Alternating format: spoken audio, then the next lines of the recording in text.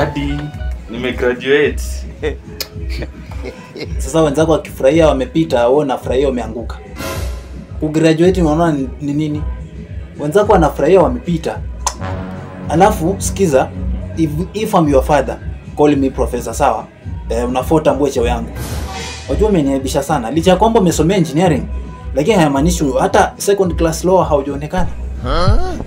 Sijatarajia. Unafikiria maprofesa wenzangu wataniambia nini? Na ngapi zenyewe? Yaani Mzee acha hasira bwana. Ama kwa sababu wa Muthende alipita. Kindiki ni fire si fire. Nataka kusikia wa Muthende Gita.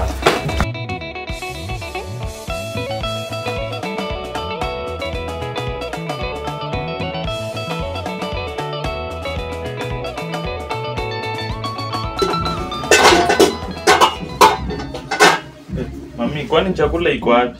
Yatafute tu yako hapo. Na hiyo vyombo gonga kabisa, hata babako amezoea kunigonga kunivunja moyo. Mami, na hii mandazi iko na sukari mingi. Kula tu mandazi ya chana na sukari utapikia chai. Aha.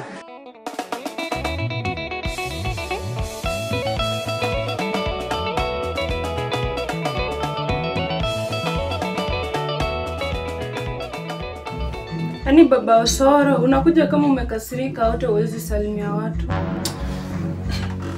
sina huyo mtoto wako mjinga ananitia hivi mbele za maprofesa wenzangu. Hausikii leo amegraduate. Alafu pesa yote tumemaliza. Sasa tumefundisha tu ng'ombe, tumeuza ng'ombe, kumbe tunafundisha ng'ombe. Kwani kumetokea nini? Hausikii ameanguka? Sasa juu ameanguka unamuita mwanangu. Si ni mtoto wako? Unaona anafanana na Angekuwa amepita ungemuita mwanao au angaliwa kina Dorin. Haya Evans wamesoma vizuri wamepita. Wako na kazi zao. Alafu unaona itatusaidia nani kwa familia huyu? Lakini ni mtoto wako bado, si mtoto wangu. Ni mtoto wako. Ni mtoto wetu wote. Mtoto wako na wangu. Si eti kwa sababu ameanguka ndio unamuita mwanangu. Ni mwanetu. Akili yake imefanana na yako. Hebu angalia wenzake. Wamefanana na baba yao. Akili yake imefanana na yangu, imefanana na yako.